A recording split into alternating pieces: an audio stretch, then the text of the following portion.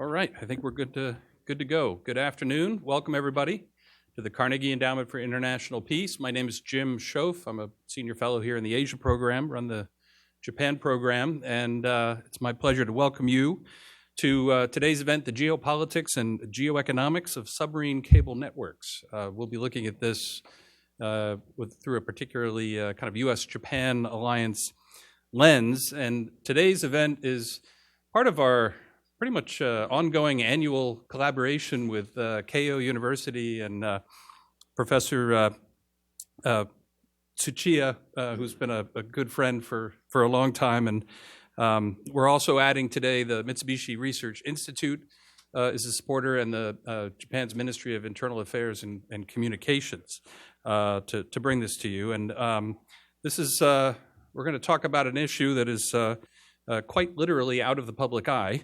Undersea communication cables. I must admit my own kind of lack of expertise in this area. I knew they existed. They've been around since the mid-1800s with the first transatlantic telegraph, and I assumed that they were important. But in preparing for the event today, I've gained a new appreciation for the importance of these cables in both an economic and a geopolitical context. You'll hear a lot today about how much international communications rely on undersea cables, and you can probably imagine how much more data keeps flowing around the world. As IBM estimated, I think just a couple of years ago, we are generating roughly 10 times more data every 2 years, which is pretty much the definition of exponential growth. We're now concluding digital trade agreements, negotiating global data rules, considering new ways of taxing the economic activity that that transits these pipelines. These are really the superhighways for a new era of international exchange and commerce, and so they are coming under greater scrutiny. And I think it's an issue that is going to be land more squarely on the agenda in an alliance context. So I was very happy when Chia Sensei suggested we collaborate on this, and I appreciate all of his partners being with us here today to help us. We have two main presenters today, and then we'll have a panel discussion and then open it up for Q&A with the audience. But first, I'd like to introduce the Deputy Director General for International Economic Affairs from the Global Strategy Bureau at the Ministry of Internal Affairs and Communications in Japan, Mr. Mitsuhiro Hishida.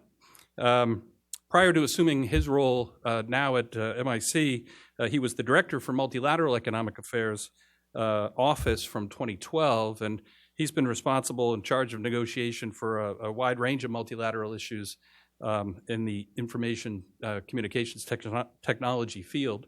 And I'm really pleased to have Hishida-san with us today. So he's going to offer a few additional opening remarks, and then we'll get to our presentations. Hishida-san?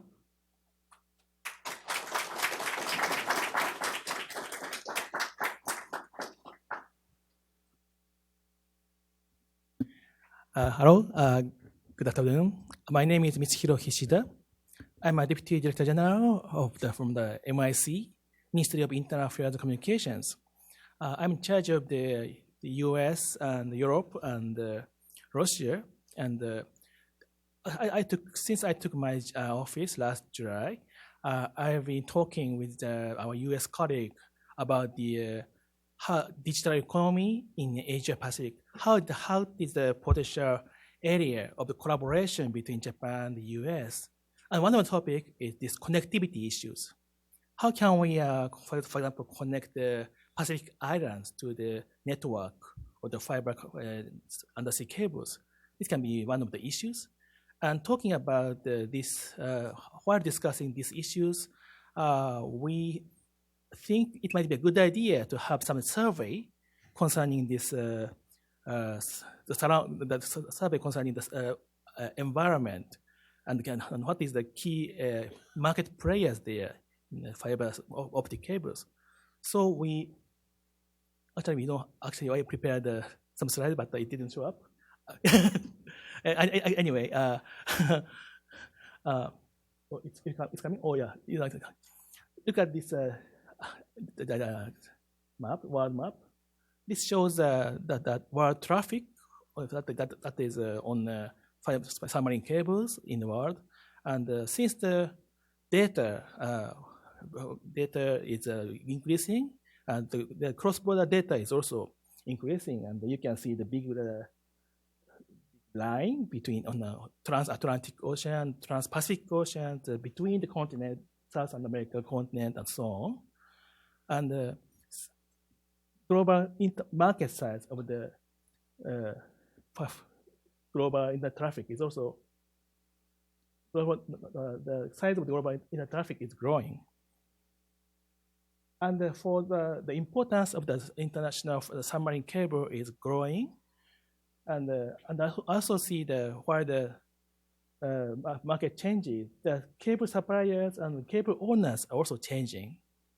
The cables, in terms of the cable suppliers, there's three major players in cable suppliers: Subcom, NEC, and Alcatel.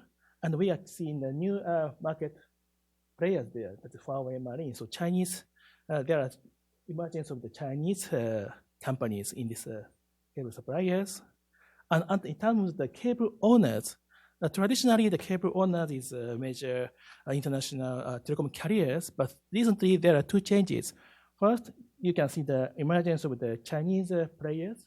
There are three Chinese telecom carriers who is now becoming the cable owners. And also we can see the emergence of the content providers.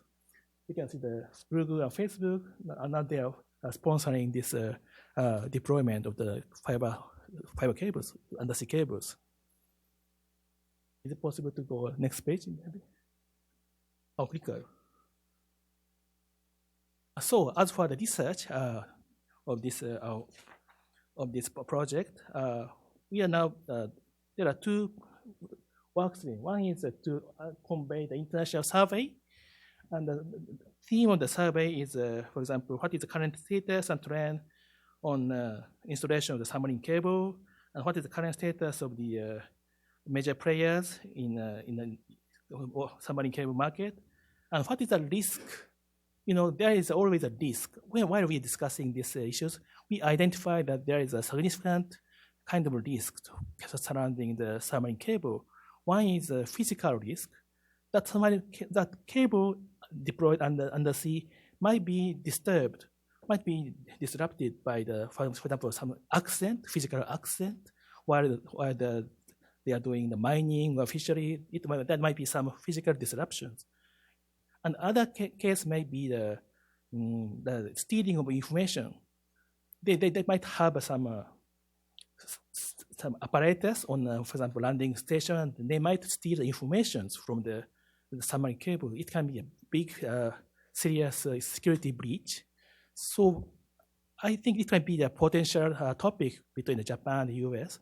concerning how to make sure that the information flow under the cable can be securely and stably offered. And so the one plan is to undertake this inter-survey, and the second work plan is to do some workshops. And as for the workshop, I asked Professor Chia, and he kindly prepared a series of workshops. First one was held in Hawaii in January, and the second one is now we are having this one we are having in Washington, D.C. in collaboration with CEIP. And we are now expecting the third one soon in Singapore.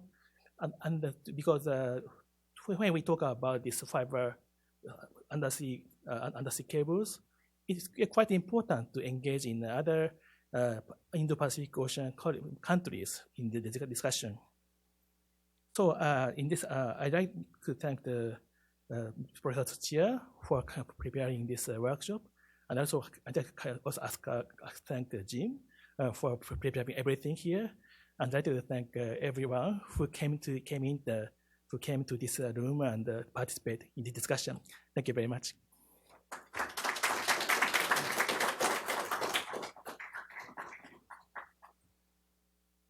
Thank you very much, Hishida-san. So our first formal presentation today is from Mr. Motoyoshi Tokioka, who's a man with a lot of experience with NEC and the international telecommunications system supply business. He's been based previously in Mexico. He's been based in the United States, now currently based in Japan, where he's Executive Director of Global Sales for Submarine Networks at NEC. So, Tokioka-san?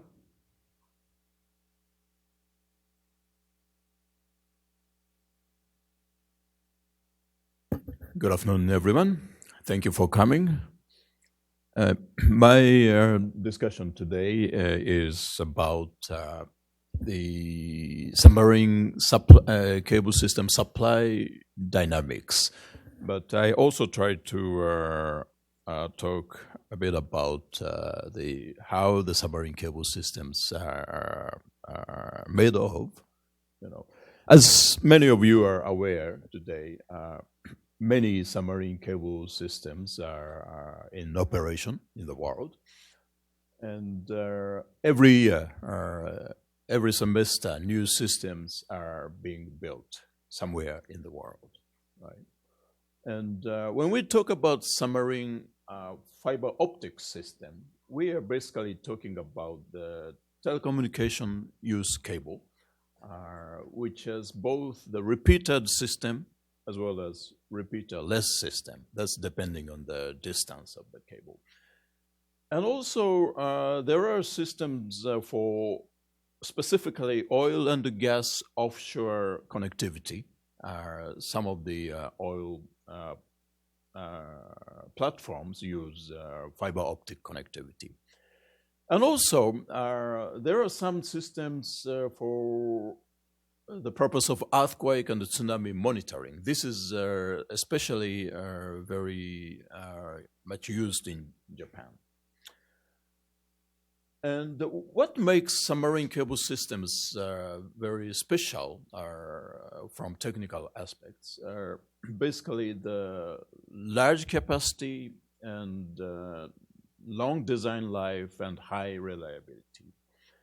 And that makes the wet plant, the submarine cable and repeaters, also branching unit, those are called wet plant, need to be made very robust and reliable.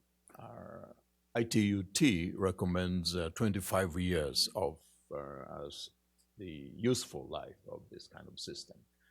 And for the repeated system, high voltage power feeding technology is also required. Until some years ago, satellites communication was considered to be the main means of international communications. But today, most of the international communication is handled by the submarine fiber optic cable. And especially compared with the satellite, the latency of fiber optic cable is very much superior than that of satellite. In case of satellite, you need to go up and then need to come down. So that process will require much longer the latency. While for the case of submarine cable, if you go to the distance of 9,000 kilometers, for example, between Tokyo and Los Angeles, it's just the straight line, right? So this is making the submarine cable technology is very fit especially for the financial transaction today. NEC has been building lots of submarine cables, and this is more or less what we have built in the last several years. What is required for building submarine cable systems? Basically, you need a fiber optic cable, and also you need some other wet plant like repeaters and branching unit. Also, the land equipment is required, including submarine line terminal equipment and power feeding equipment. And also, you need to have the marine installation capability with specially designed cable installation vessels, right? And also you need good capability of project management backed by the R&D. So there are many submarine cable owners in the world today. This is just an example of some of the NEC customers for submarine cable. In recent years, companies like Google and Facebook, as well as Amazon, those are relatively new owners of the submarine cables, but very big owners in today's market. Also, from the supply side, there are several companies in the world. Subcom from the U.S. Is a company with long history, very strong technical background, and it's a representing company from the U.S., of course. And also we have Alcatel Submarine Networks from France. They also have very long history and very big presence in this supply market. Our company, NEC, is a division of the big NEC Group. NEC Group itself has over 120 years of history, and our submarine business has over 50 years of history. And newer entrant is Huawei Marine. This is a joint venture between China and the UK. UK's Global Marine Group has about 50% of the share of this company, but there has been the news that a majority of such share will be sold to the Chinese part. And also, Huawei's share will be is being transferred to Hentong, also from China. So, what are required for being a good supplier? Some of my own view. You know, the organizational capabilities are a very important part of being a capable system supplier in this field. So you obviously experience is important. Also, the financial capacity sufficient to finance the long-term project when our payments from the customers are divided into various phases. And also, of course, production, assembly capability, long-term credibility, and customer relationship, and also engagement is very important because the relationship is going to be long. You know? And also, I see customers have some regional or cultural preference, so it's important to manage those aspects as well. From a technological point of view, newer technologies for larger capacity and also the lower cost per bit is important today. And for making that kind of requirement is possible, newer technology like SDM, multi-core fiber cable, and higher fiber count cable with lots of fiber pair in the same submarine cable are being required. Open cable is today's trend, not to have the station equipment, line terminal equipment from the beginning at the time of the system build contract, but the owners can choose at a later date the best land equipment system. This has been a trend for the last 3-4 years. I'd like to comment on some of the cable systems which are a bit different from majority cables. This is an example of the government-initiated submarine cable. This was completed about 18 months ago by our company, NEC, but the owner of this system is practically the government of Angola. Angolan government is trying to become the hub in the western part of Africa. And with their plan, the government themselves planned this system and made it real. Even though this cable runs from Angola to Brazil, there's no Brazilian government or Brazilian private landing party. The Angola Cable is the Angola's company. They made the Brazilian entity for landing in Brazil.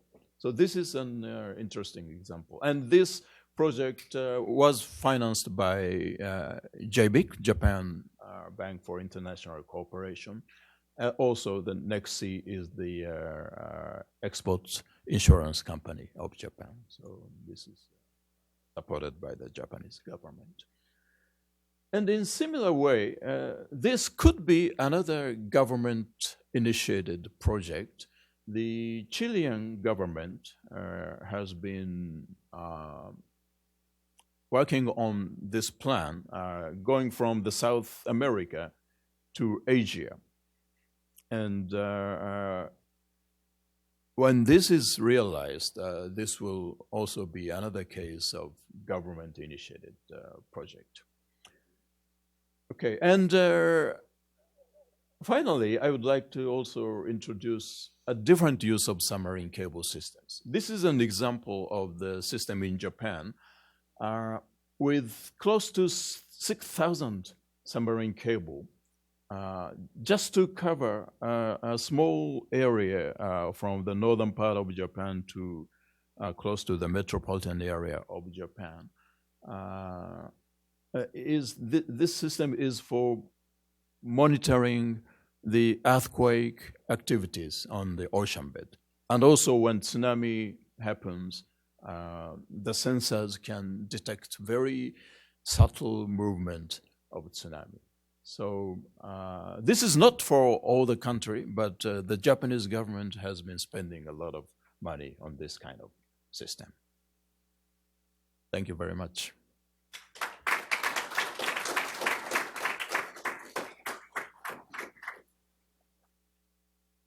That's great, Tokioka-san. Thank you. That was a really interesting and concise summary of key industry background and dynamics, and you kind of teased us a little bit with some of the geopolitical issues there at the end. And so now I'm going to turn to Professor Motohiro Tsuchiya, the Graduate School of Media and Governance at Keio University.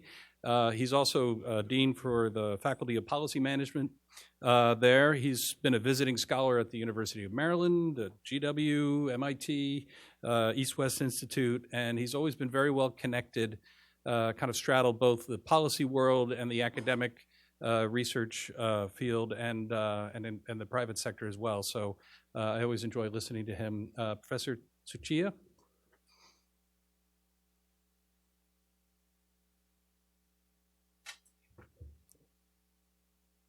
Good afternoon. So this is Motohiro Tsuchiya. So I'm international relations scholar, but focusing on cybersecurity these days. But cybersecurity, so people tend to talk about the software side, so penetration, hacking, or something like that. But I'm also interested in physical side of cybersecurity, so hardware side of cybersecurity. So cyber attack? Maybe I'm. Okay, sorry. So people tend to talk about the changeable operational domains. So conventional operational domains is land, sea, and air.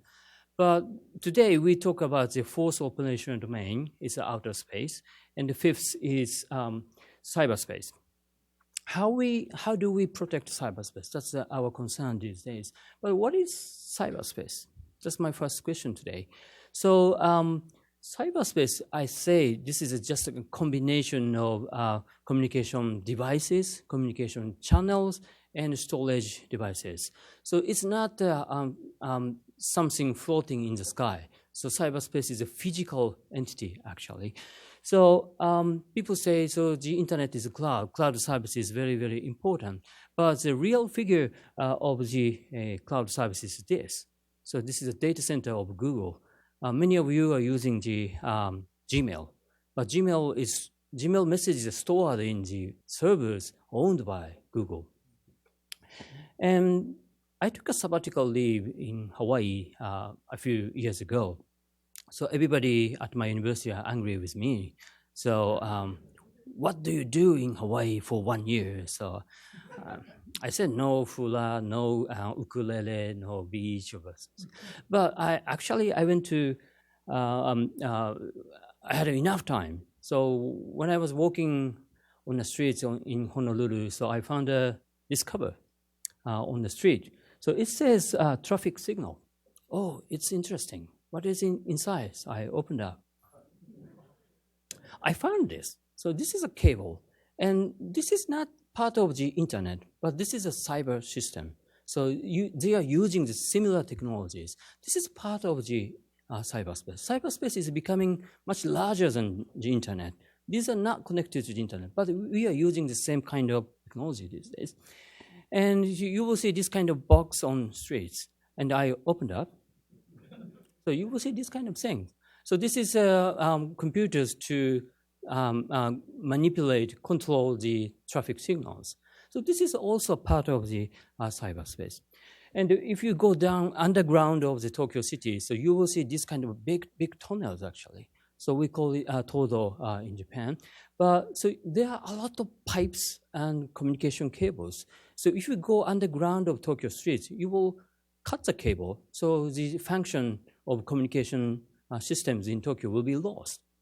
So we were talking about hacking, malware, or computer virus, but this kind of physical attack is also dangerous to stop the communications in the city. And so if you want internet services at home, you will ask your service provider to hook up optic fiber at home. But if I know your address, I go there and cut your cable. You will lose your cable. You will lose the internet connection.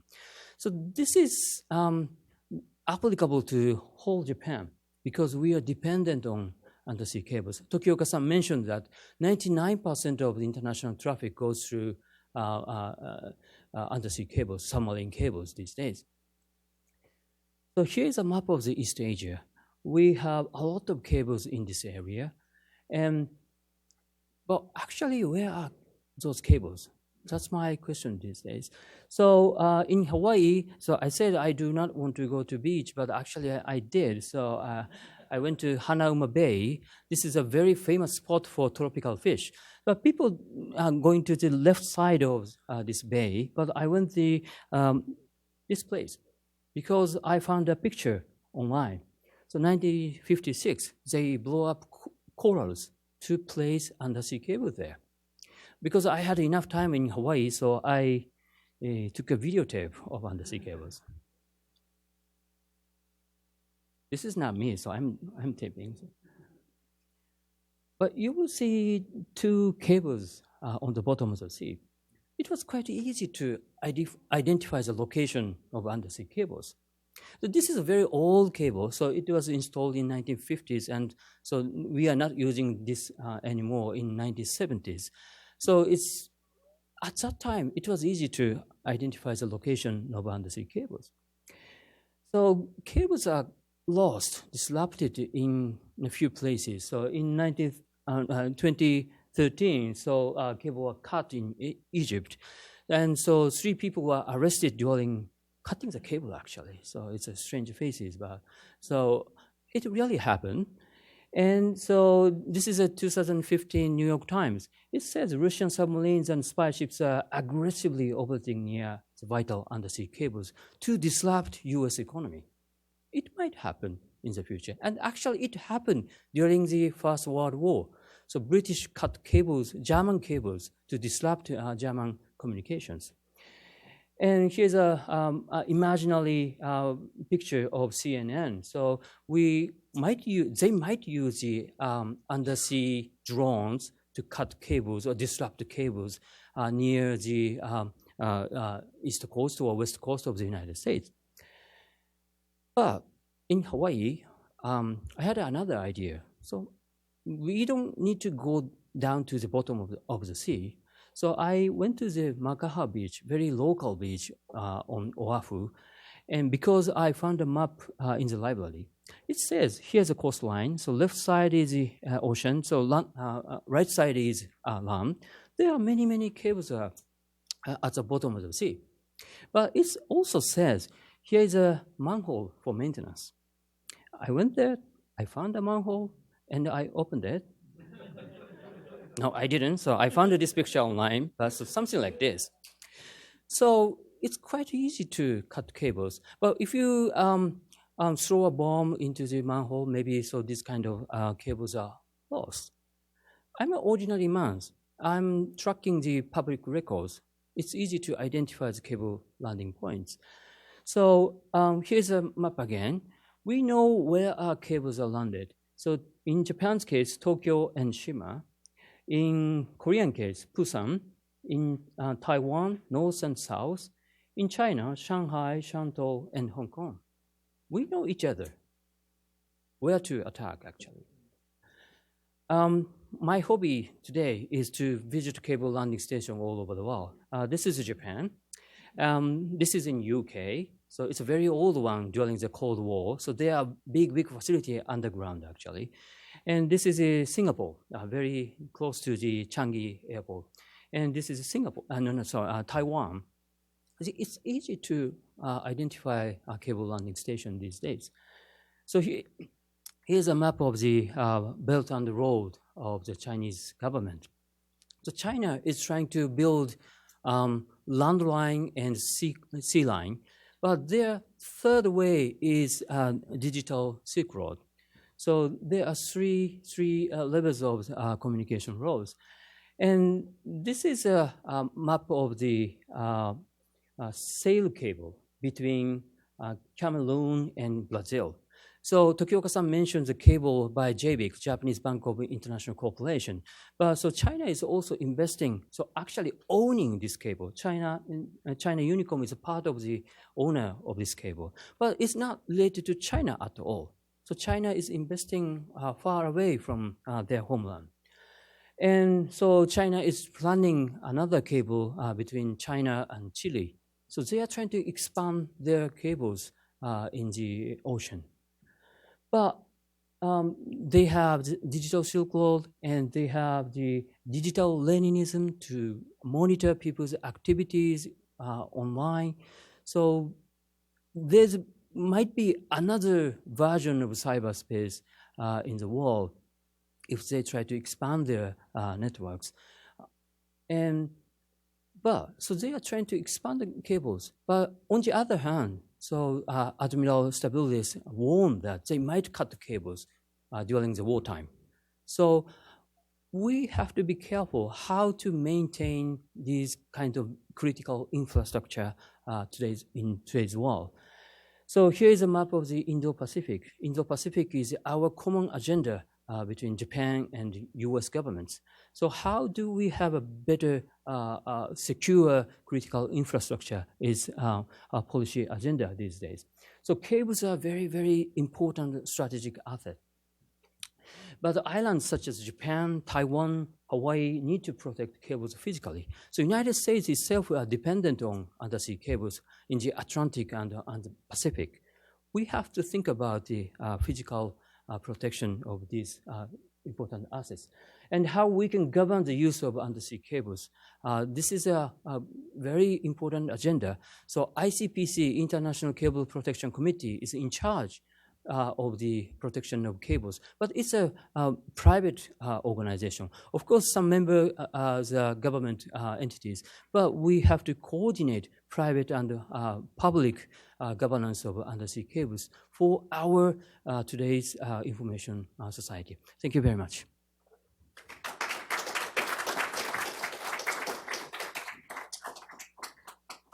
Okay, thank you very much. So now I'd like to start our panel discussion and invite our panelists to come up, and I'll facilitate the order. So Chia, Tokioka, Irene, Tim. And we'll see if our technology takes over as the personal mics kick in. How are we doing? Good. Okay. Great. So thank you very much for getting us started. And I want to bring two more voices into the conversation. Introduce to you Irene Wu, who's a senior analyst at the U.S. Federal Communications Commission. She's also teaches at the Communications Culture and Technology program at Georgetown University, and she's authored a variety of books and articles, including From Iron Fist to Invisible Hand, The Uneven Path of Telecommunications Reform in China, and also more recently, article about soft power amidst great power competition. And then we also have Tim Strong with us from Telegeography. He's the Vice President of Research there. Telegeography is a firm that heavily focused on communications, telecommunications, and he's been involved with this industry for 25 years. His areas of expertise include international voice traffic, terrestrial and submarine cable systems, and international bandwidth markets, and we're really pleased to have him here with us as well. Irene, I'm going to turn to you first to bring in, to start off kind of the U.S. perspective on some of this. Maybe focus on the geopolitical aspects, some of the issues raised today, and then I'll turn to Tim on some of the industry side. Okay, What are some of your impressions as you see these presentations, and then also that you're thinking about, or that the U.S. is thinking about in this field? Well, thank you for having me. It's great to be here at the Carnegie Endowment for International Peace, and thank you for including me in this panel. I'm just going to make two brief, separate but related points. For the past couple of years, I've been doing some research on how to measure soft power in the international system. Oh, I should also begin. I wear many hats, and the presentation that I'm making today is not reflects my own views only, and not those of the Federal Communications Commission, the staff or its members. Before I go off on some kind of tangent, but as I was mentioning, my research on measuring soft power in the international system was spurred by my observation that for economic power, we often use GDP to measure the influence of a country, and for military power, we have quite a few metrics: the number of military bases, the number of military personnel. But for soft power, which I usually think of as one country's ability to persuade another countries to its point of view, using non-coercive methods, so not using economic sanction, not using military power, but rather cultural influence, maybe social values. How can that be measured? Seems like an impossible task, how to measure a cultural influence. But I've spent the last couple of years developing a database on the assumption that we have in communications research that you can only achieve cooperation in the international system if you have some form of communication. Now, the communication in itself is not sufficient to lead to cooperation, but definitely if you're not talking to other people, then you're not going to get anything done. So what are the kinds of social interaction that lead to cooperation that are observable? So if I'm interested in a foreign country, maybe one thing I could do is watch a movie from that country. Another thing I could do is maybe visit that country. An even greater commitment would be to enroll in a university in that foreign country. And the biggest thing, perhaps, is to emigrate to that country. For those of you, when you came in at registration, there was a handout that has that diagram of the soft power rubric. And basically, by collecting the data from about 1960 to 2015 on about 100 different countries, I've been able to map out soft power relationships among different countries. And it is what you might expect. One of the strengths of the United States is that it's the host to many immigrants. Certainly for Japan, the number of visitors to Japan has really increased in the last few years. Another country in the region, Australia, also welcomes a lot of visitors, and not so many visitors, I misspeak, but a lot of students. China has really welcomed far, far more visitors and students in the past few years, and it's certainly superseded Russia and many other powers. But it is welcomes fewer immigrants. So this kind of data does give you some idea of what the relationships are of one country with another. Now, the second point I wanted to make is the second diagram on this sheet, which is about submarine cables directly. Submarine cables is a basic infrastructure, and I think of it the way I think of airports or shipping lanes. You can have direct routes, you can have indirect routes. The direction and flow of that traffic is really driven by the market. And submarine cables is a technology. In the study of communications infrastructure, we talk about the affordances that a technology provides. Well, submarine cables, one of the affordances it provides in terms of social and political relationships, that it enables communications. Part 43 here is the regular data collection that the FCC undertakes of all U.S. licensed submarine cables. And the diagram there is data from our Part 43 report, which is public on our website, and the link there is at the bottom of the page. And this is a map of the number of Pacific landing points for U.S. international submarine cables as of the year-end 2018. And you can see that the country in the Pacific with the largest number of landing points for U.S. international submarine cables is Japan with 9.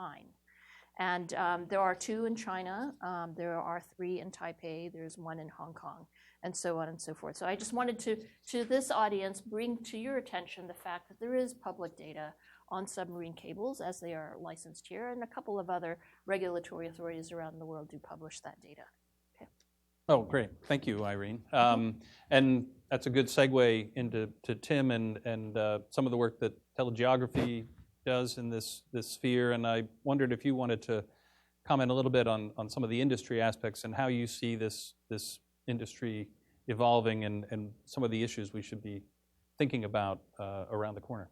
Sure. Well, just to follow on one of the things that Irene said about soft power, my company collects a lot of information from submarine cable operators and the people who are the companies that use those cables. The United States, I'm a fellow American. We're not only host to a lot of immigrants, but we're host to a lot of internet servers. Okay. In a way, that may be another metric you could use for soft power is how central a country is to the global internet. The U.S. has been and remains the center of the global hub of the internet. And that's waning a bit. For example, I believe about 5 years ago, Asian countries, about 60% of their international internet capacity went to the United States, not to each other, but to the United States.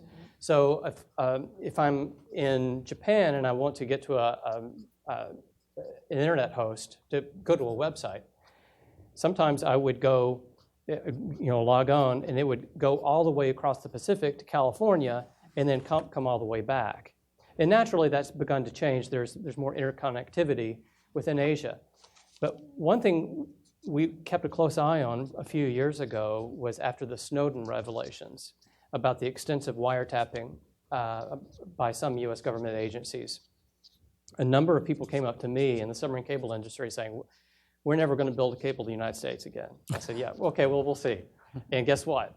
They kept building to the United States. There's just the economies of doing that is so strong. The value in connecting to U.S. hubs was so alluring that they didn't stop. However, there has been a trend in the last few years that's a little bit concerning. The U.S. government is presumably naturally concerned about security on these vital assets, and is looking to make sure that certain vendors from China stay out of U.S. territory. But the National Security Review, as part of allowing new cables into the United States, is becoming so onerous that there have been a lot of delays in building new cables. Not just in planning, but sometimes these cables, hundreds of millions of dollars have been allocated. They've been mostly laid all the way across the sea except for the last little bit. In fact, some of these cables have been connected, but they're not allowed to have full service because they don't have the full permit to do so. If this continues, there's talk in the industry of moving away from the United States. literally picking up a cable and moving it to Mexico, or building new cables rather than to the northwest part of the United States, instead going to British Columbia. And if I'm an American government agency that's worried about security, that would concern me. It's helpful to be central. So I think that's one interesting trend that we're seeing in the last few years that kind of touches on your soft power analysis. Thanks, Tim. Can I ask kind of both of you or anyone who wants to jump in, Chia Sensei, you might have some knowledge on this area too, but what is kind of the state of play of the bilateral, when these projects are planned and applications or licenses are sought? I'm sure a lot of it is state to state, is bilateral. But what's the multilateral dynamic? Because it seems that there's, as Tim is saying, there's a real multilateral playing field in terms of how things are financed, how things are licensed, how things are regulated, and what kinds of rules govern them. So usually cable owners making a consortium. So for example, from west coast of the United States to Japan and maybe Taiwan and Southeast Asia. So there are many companies are involved. So AT&T, so KDDI, and Chunghwa Telecom of Taiwan, and China Telecom from mainland China, and maybe Singapore Telecom or something like that. So they are making a consortium and they try to buy the capacity based on the investment. So it's a very international cooperation. It looks very good, actually, very ideal. But now, so security concerns are coming in. And so, there are another content providers coming in. So Google, Facebook, they want to have their own cables. So those kind of things are changing the industry, I think. Do you agree with that? Or? Yes. Yeah. I think, yes, as mentioned, there has been a very good collaboration among cable owners. And actually that has been promoting the international submarine cable. But yes, the recent concerns at the government level, I'm very carefully observing how that will change the industry dynamics, I would say. And from the supplier perspective, for example, if the less new cables will be built because of such new concerns, then at least it's not a welcoming thing, for the supply part. So we had a workshop that we held right before this public event, and it was interesting to me because a lot of trends or key issues came up and changes in the industry. One of them is this real growth of the internet content providers being the owners and the major drivers, financiers of some of this. The other is the shift in where cables are being located. They used to be from population center to population center to facilitate telephone calls and interaction between people. Now it tends to be from data center to data center, which can really change the trajectory or where these go. And so you have an option to potentially send your cable to a cable center, a data center in Canada instead of sending it to the United States if you wanted to. The International Cable Protection Committee, the ICPC, was something else that came up in our workshop as a kind of international body that helps facilitate best practice and oversees some aspects of the industry. But I wonder this issue of, if we get into the issue of security, and so there are many aspects going on here. One is country-to-country competition. So countries trying to finance certain connection points between other countries or certain countries to shape how the telecommunications traffic is going. Countries trying to promote their own industries in this arena. But then there's also just, as was mentioned, large percentage of the disruption to submarine cables happens by accident, by fishing, mining, other things that are governed by by different people. So, Tokioka-san, when NEC builds something and delivers a submarine cable system to an owner, do you remain involved in kind of the maintenance of that system on an ongoing basis? How are disruptions or accidents or incidents kind of reported or handled or managed? Do we have good data on how this industry is performing overall in the area of security or reliability? I think such data can be better provided by ICPC, but NEC as the systems builder, supplier, we are not involved in the post-delivery maintenance. That's mainly the responsibility of the cable owners, right? But we are concerned about any accidents during the construction phase. Typically, the submarine construction takes 24 to 30 months. When the system is larger, it could take more, right? So during that period, whatever happens, accidents, natural disaster could be treated as force majeure, depending on the contract. But if the cable cut happens by accident, that's our responsibility while we are constructing. So we are concerned in that extent, at least, about the maintenance, maybe, or the healthy state of the cable. Yeah. Tim, do you have some? Yeah, well, I think talking about the physical security of cables is really interesting and how fragile they are. One thing we do when we hire new analysts is to show them what an actual cable looks like. And I brought a sample with me today, if I can get it open. Unfortunately, this is from Subcom, your competitor, Tokioka, so you may not want to look. Friends. Yeah. If you want to give me a cable sample from NEC, you're welcome to do that. So this is what the fiber is. It's less than the width of a human hair, if you had any hair on your head.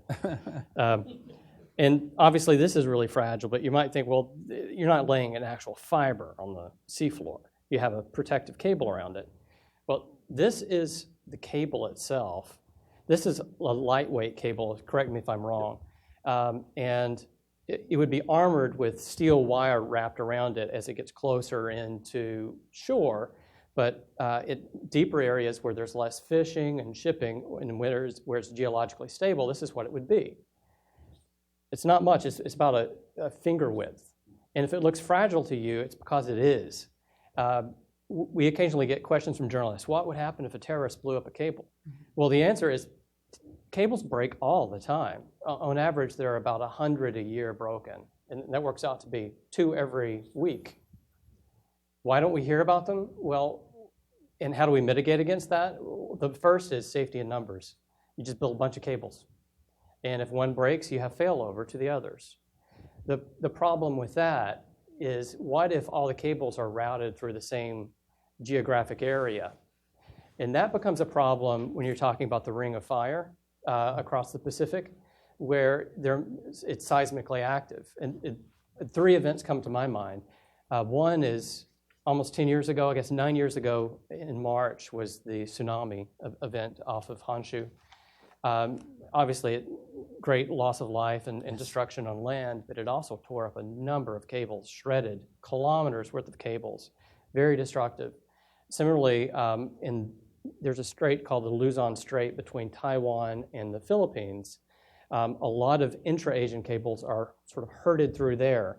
There was a big earthquake in 2006 that damaged 22 cables at the same time. And it's not always just geological events that can cause these damages. It can be meteorological events too. In 2009, I think, again, off the coast of Taiwan, there's a typhoon that created so much rain that there were essentially mud flows on the ocean floor that ripped up, I believe, 9 cables simultaneously. So how do you avoid that? what the industry has sort of settled on is not just having a large number of cables, but physical diversity in the routing of the cables. So it's no longer acceptable just to rely on connecting the United States to Japan and then sending the cables from Japan down the Luzon Strait to Southeast Asia. There's a lot of interest nowadays in building cables directly from California to Singapore and California or Guam to Hong Kong. So and we get back to the concept of public-private partnership. I would say that one of the most important things that governments can do is to help facilitate that, to make sure that the cable operators have access to a wide variety of landings and that they're not being herded into one or two little locations. No, that's a good point. Yeah, I was tempted there for a little while to think that Professor Chia is the most dangerous potential threat to cable systems with all his poking around and opening up boxes. But clearly there are other challenges as well. I mean, things that come to my mind then are an increasingly complex system and network, an increasingly important international network. If you think of the volume of data and the role that it plays in commercial activity today, so that does suggest that this kind of nonprofit or kind of government hands-off governance approach could use some extra robust help from countries in terms of forming coalitions to promote better information sharing, mitigation, perhaps. I mean, I don't know how do things get reworked if everybody owns different cables and somebody has a problem? Do they have a deal with another cable provider and they just switch the data over, or is that? Maybe I can bring up a historical case, because Tim reminded me of the good old days, maybe for some people, when traffic between 2 points in Southeast Asia would actually come to California and go back out. That happened for a couple of reasons. One important reason was that at that period of time in Southeast Asia, most of the markets were monopoly telecommunications markets. And so that there was one company on that foreign end that had control over the number of cables and also, very crucially, the pricing of that traffic. And what you had in the United States was a very competitive telecommunications market that was very open to new entry, and so that the price of traffic traveling from Southeast Asia to California and back was actually cheaper than traffic traveling between 2 points in Southeast Asia. So the liberalization of telecommunications, the opening up of markets in Southeast Asia, has really loosened that market, enabled new entrants into the market, enabled new infrastructure build, and really changed the pattern of traffic there. And so I think that's an important lesson for us to remember about international traffic at that time, mostly telecom, now telecom and data, is that there are market forces at play.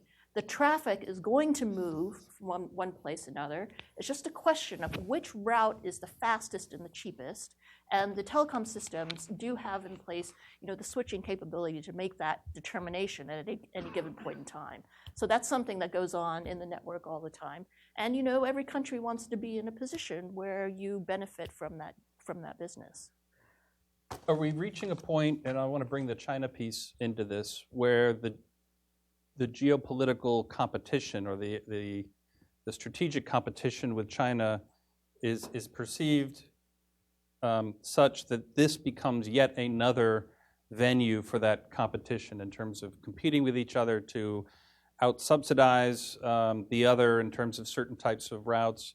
Is there a decoupling potential or aspect in the way we've seen talked about in Huawei and 5G and other areas of new emerging areas of technology, two internets and such? To what extent is it warranted to kind of put this on the agenda in a bilateral sense of thinking about this competition, and to what extent does that actually inhibit some of the free market, more efficient investment and completion of these networks?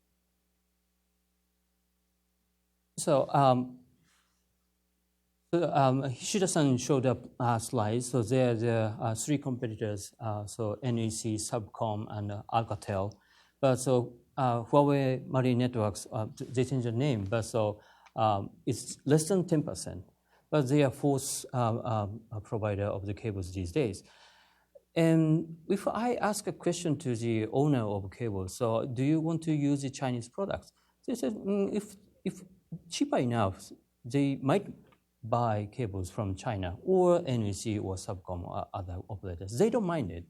But the problem is land equipment inside the cable landing station.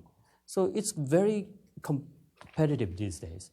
And people say, Tokioka-san showed the slide, so it says SLTE or PFE, so it's a very strange name, but so it's a big machines inside the cable landing station. Those are very competitive these days. Chinese Huawei products are coming into cable landing station. So those products are more important than cables themselves, I think, because inside the cable landing station, you can have data. You can collect data. You can monitor data. Maybe you have to convert optic signals to electronic data. So optic data cannot be processed in computers. So you have to use the electronic data to use computers. But so those kind of machines are becoming more important for government agencies, including intelligence or law enforcement agencies. So this is a hot spot, I think. So for competition between China and the other countries' providers. Yeah. Any other thoughts on that? Well, I think you kind of almost have to separate these into a couple of different issues. One is the vendor issue. And I get the sense from talking to people in the subsea industry, they've largely accepted that they cannot use Huawei gear if they're going to connect to Australia or the US or United Kingdom. And people sort of understand that, and they have a number of other options, such as NEC, to go to. But there's another issue that's sort of come up the last few years, and that's general connectivity to China and to Hong Kong. And I briefly mentioned the very slow or absent permitting for cables going to Hong Kong from the United States. As an outsider, I don't fully understand it. There may well be some good reasons why those are being held up. I'm not privy to that information, but as an outsider, it doesn't make a lot of sense. These cables are not largely driven by Chinese entities. Who are the largest owners? They're American companies. It's mainly Google and Facebook. They're investing hundreds of millions of dollars, and they're not doing it just for the fun of it. That's because they need to deliver their services. So it's impairing their ability to compete. So to a certain extent, it may be a case of government regulation inadvertently harming the industry. Yeah, no, that's interesting. When you combine that with Irene's point about the soft power connectivity in terms, to some extent, we would want to maximize U.S. company interaction or access into China, I would think. I want to give people a chance in the audience to ask questions of the group. And well, it looks like I was going to let people begin to think about it while I jumped into the next point, but we might as well turn to the audience, and other issues may come up. So we'll have a microphone come to you. We need that for the recording. We'll start up here with these two gentlemen, and wait for the microphone. Let us know who you are, and ask your question. I'm Mark Brodsky, retired CEO, physicist, and engineer. I have a question about the money, following the money. When I do something on the internet and it's going to flow through one of these cables, how does the cable owner get paid? What is the trail of the money that eventually pays for the cable across the water? Okay, I'll start with that, because Tokioka-san mentioned the cost per bit being a key factor. Who wants to? I'll try to tackle that. Have you ever bought crap on the internet? Have you ever looked at ads on the internet? That's what's funding submarine cables now. How does it flow? How it flows is the advertiser pays Google or Facebook for ad space or to identify what you're interested in. they get $100 billion in revenue from ads. In turn, they're building data centers to process all the information they're serving to you to make you want to continue to use their social media or their web search. But that takes investment. And they also need to connect these big data centers. So they're building submarine cables to do that. I believe last year Google spent $20 billion in CapEx. Only a small of that was on submarine cables, but it was still a large amount. So that's how it's flowing. It's from the end users, and a lot of it's ad-driven, honestly. To a certain extent, it's also ISPs, but not as much. The data center, So the cable owner is now increasingly Google and Facebook build their own cables. And they pay a company like NEC to build that cable for them. The money they get to pay NEC comes from all the people who use Google and Facebook and the advertisers, et cetera. Before that, I'm still missing something. If I send an email to Europe, okay, Well, we need the microphone. Sorry, I'm sorry. My supplier. Sir, can you wait for the microphone, please? Before Google and Facebook, I mean, these cables have been around a long time. If my supplier, Comcast, for example, takes my email and sends it off to Europe somewhere, what's the flow of money to the cable owner, not to the one who built it, to the cable owner that owns that cable across the Atlantic? I'm missing something here. Well, we'll try to get to that. I also want to get to other questions, but correct me if I'm wrong. I mean, I think, in many cases, the older owners were the telecommunications companies. So AT&T and NTT and others built the cables to connect phone lines, for example, and people paid. So they paid for the cable to provide the service. And so it was a delivery of service to people in many cases. Now, increasingly, it's data, and I think it's worthwhile bringing into this equation the other issues that are on the agenda for the U.S. Japan alliance, I think, because data center location is driven in part by cost consideration. So where is it the cheapest to build their data center, wherever electricity is cheaper and other types of regulatory processes are cheaper. But also now that we have increasingly different rules governing privacy, data portability, data localization. So how some of these questions get solved will actually influence where companies will decide, where Google will put their data centers. So that's another part of this equation in thinking about competition. Let me turn to the gentleman behind. Dai Muchinaga, KO Research Institute at SFC. I'd like to ask about the strategic purpose of for the developing the international submarine cable. Why Japan or China developing Africa cable such as between Africa and South America? Okay, so Japan's case, we are doing the kind of ODA, so official development aid. So we want to have more capacity for developing countries. So we are doing the official aid. But in China's case, they are something different. So they are offering packages or everything. So for example, China says we want to offer 5G handsets and 5G terrestrial communication systems, and maybe base stations and a landline. And after that, they will say, so we can provide a cable landing station and the undersea cables too. So whole packages. And maybe so they can say, we can add something good for your authoritarian government. So if you use the Chinese system, you can monitor people's communications. So that's good deal for the authoritarian government in Africa or other countries. So we cannot compete, actually. So Japan cannot offer such kind of big deal. So I have a question in the back.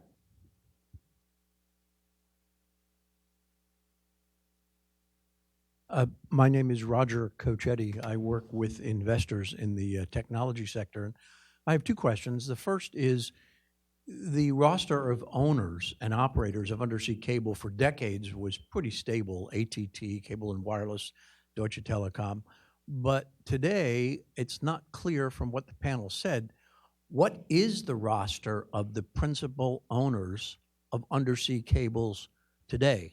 With the introduction of China, Google, and all these others, could any of the panelists just tell us who are, for example, the top 5 owners and operators of undersea cable today?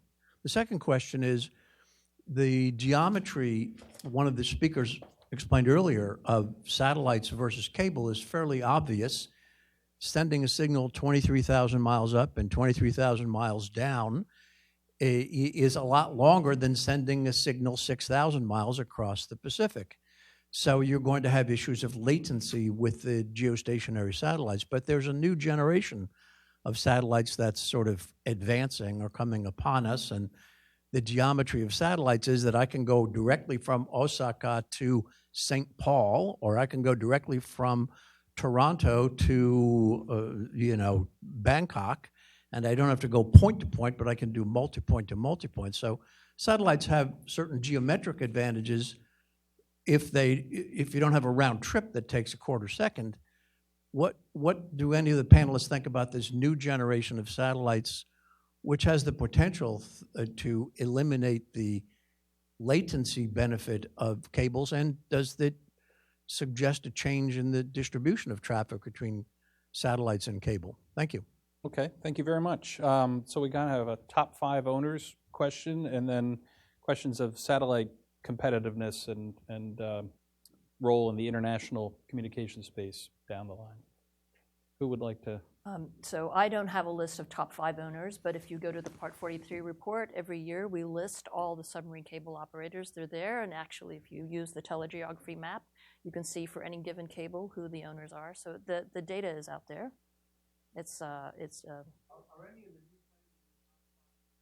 Yeah, so it's very rare to have a single owner for an entire cable. Usually most are still consortia. So even it gets confused in the press a lot. They talk about the Google cable or the Facebook cable. That's pretty rare still. Usually what they do is that there are a limited number of fiber pairs in a cable, and certain entities will take a number of fiber pairs, and then some will take others, and then another company will take the remaining. Well, almost like buying boxcars on a train, in a sense. Yeah, exactly. It helps distribute the risk and the cost of doing it that way. But if you count up the fiber pair ownership right now, for newer cables, Google and Facebook would be near the top, and then companies like CenturyLink, which I don't know if you remember Global Crossing from 2 decades ago, but they own the Global Crossing assets. They're large. An Indian-based company called Tata is still very large.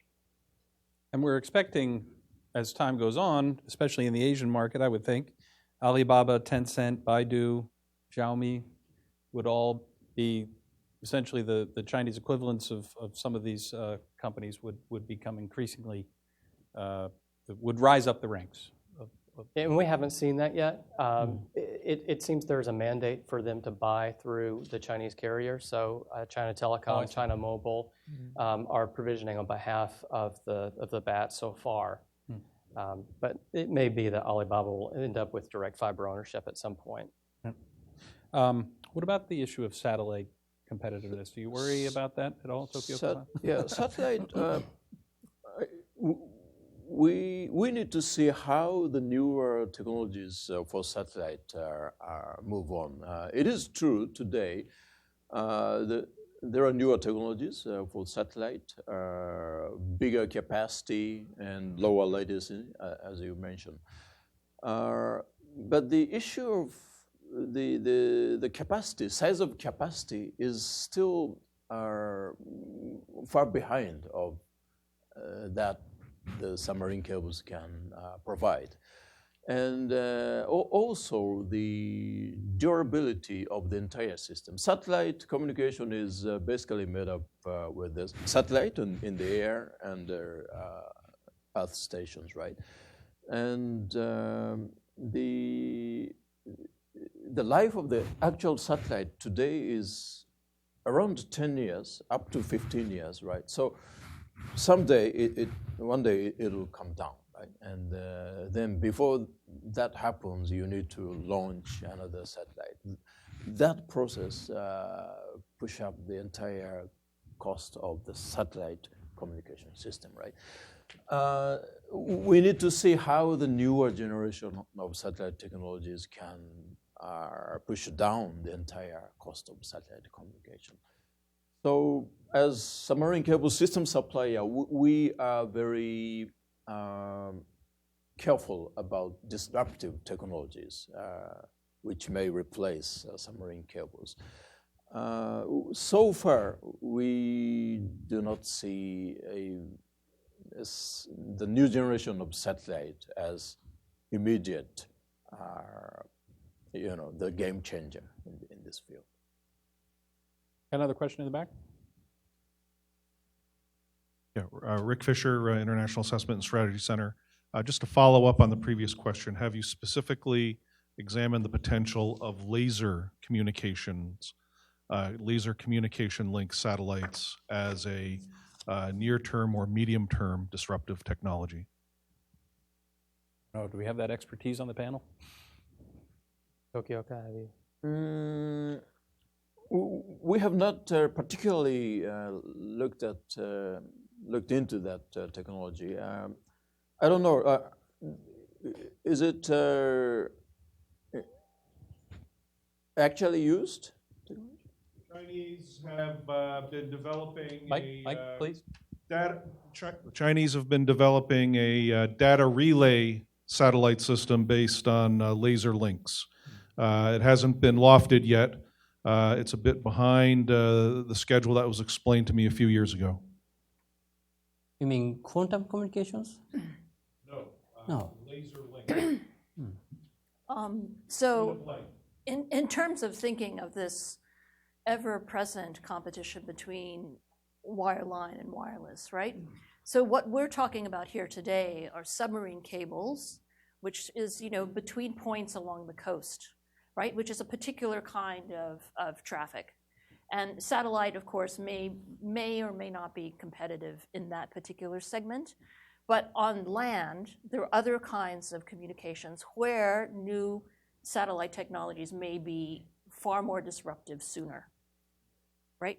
So in that sense, satellite would be competing with mobile terrestrial, would be competing with landline terrestrial. So just to map out for you the different parts of the market.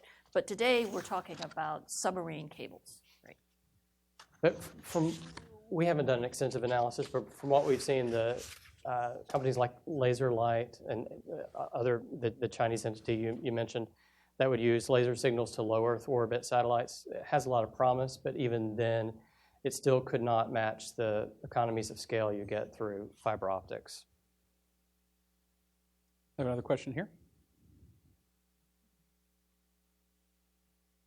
Thank you, Giulio Pugliese, King's College London.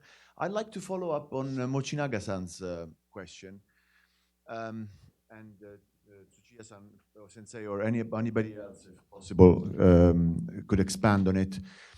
I understand that the Japan-China competition is playing up, as evident from the presentations, also with regards to the Chile-China cable and the proposed possibly government-supported cable between Chile, Australia, connecting Japan. And I understand that there are mutual concerns between the U.S., Japan, and Australia. What is it? I still don't understand, because you mentioned the authoritarian challenge on China in Africa, but with regards to Chile, I would imagine that's not possibly the case. So what is it in this particular case that is worrying policymakers in these countries? Thank you. So maybe the question is related to the soft power idea. So Chinese services, Baidu, Alibaba, Tencent are closed in the mainland China. So they are not exporting those services to other countries, but they are thinking about this. For example, Alipay, so it's a mobile payment system. So they want to expose those services to other countries. But so Europe, Japan, so United States might not be competitive So maybe they can export to developing countries in South Africa, in South America, or Africa, or other countries. So if the cables are connected, they can have communications. So I'm not sure South American people are wanted to use Chinese services. Maybe they want to use Google, they want to use YouTube or Facebook. But if there's a connection, so there's a maybe more flow between the two areas. So China might be thinking about exporting their ideas, their philosophies, their services, or their money, or something like that. So I'm not sure, but so Irene, do you agree with that? So connection and soft power. I think, a lot of countries would like to be hubs. Yeah. Right?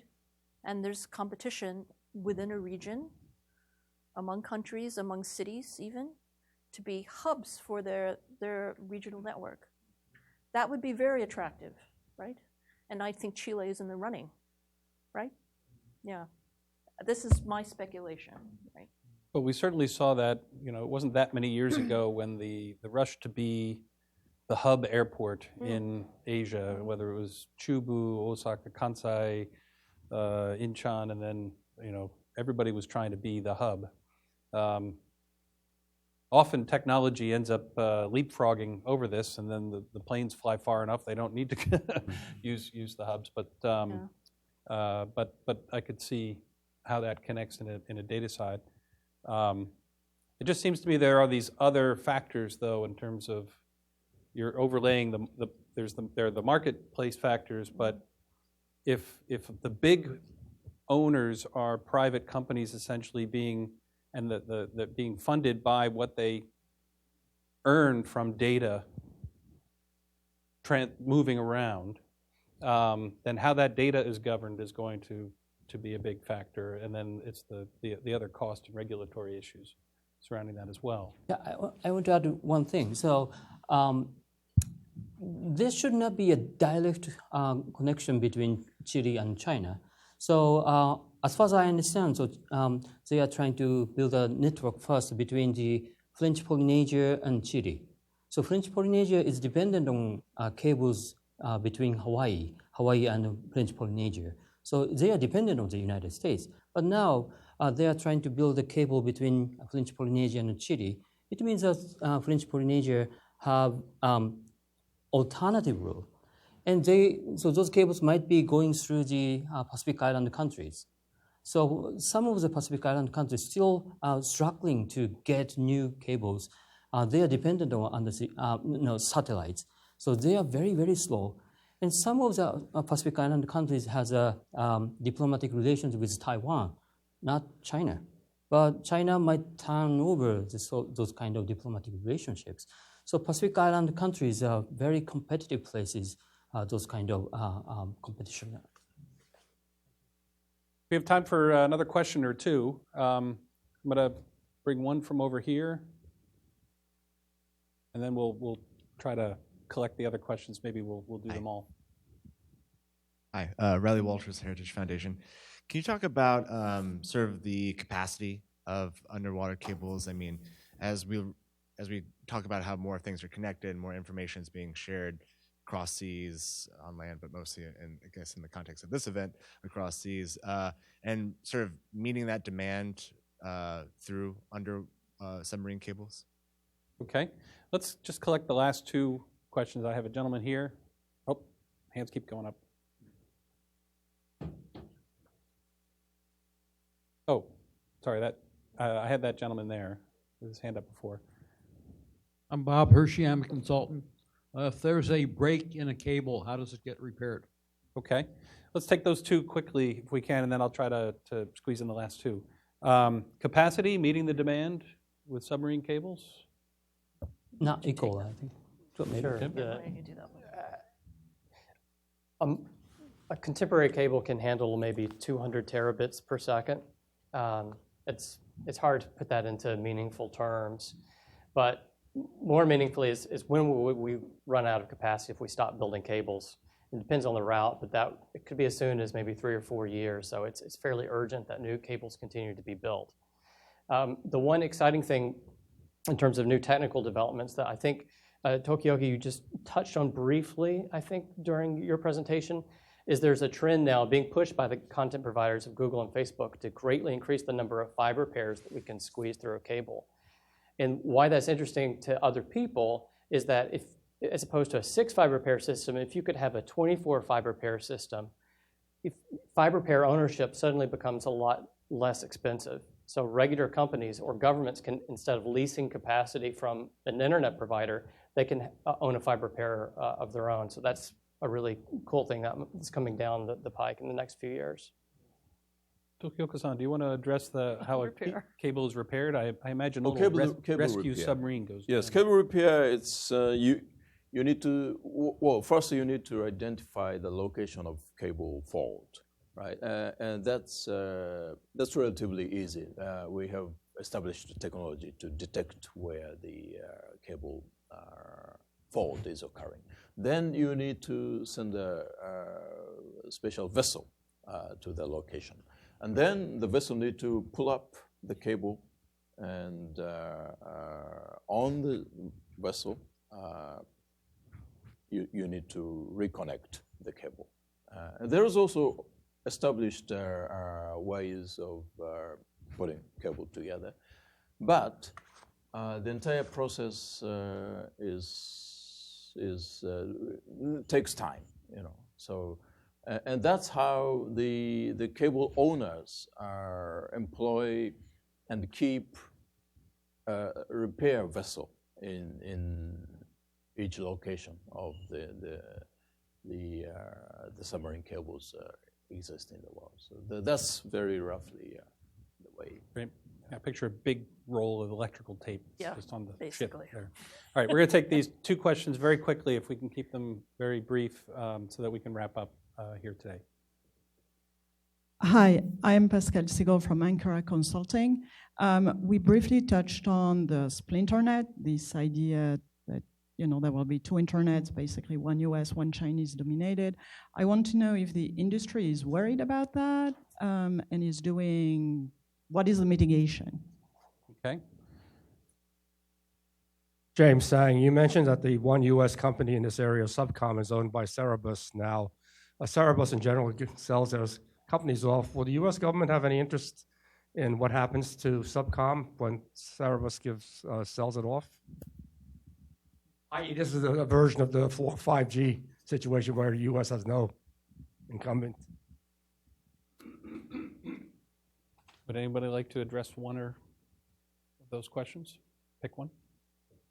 Cerberus was a 3-headed dog that guarded the gates of Hades. Usually you don't want that kind of creature owning your company. But from all that I've heard, Cerberus has been a very benign new owner for Subcom, and they've helped inject new cash into them for new R&D. So it seems fairly stable right now. I can't really answer the question about whether the US government would permit it going to other owners. I suspect that would be a concern. Cables are a vital asset, and we've seen the Japanese and French governments want to protect their suppliers. Anybody have thoughts on the? So, the submarine cable system, the internet network, is all connected together. So the fact that you have more or less cables on a particular route does not necessarily affect the total connectivity. The traffic will move from one place to its destination. It just depends on how many stops it makes along the way. So more of an end user issue on the splinternet than the infrastructure. Well, there's a lot of issues to cover, but I really appreciate the opportunity to begin to scratch the surface, under the surface, on some of these issues together in a U.S. Japan context.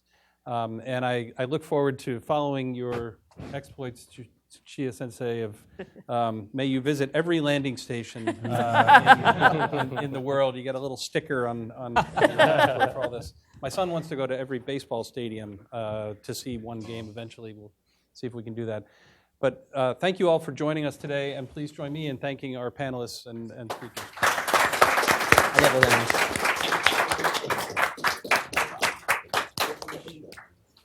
Thank you very much. It was very nice.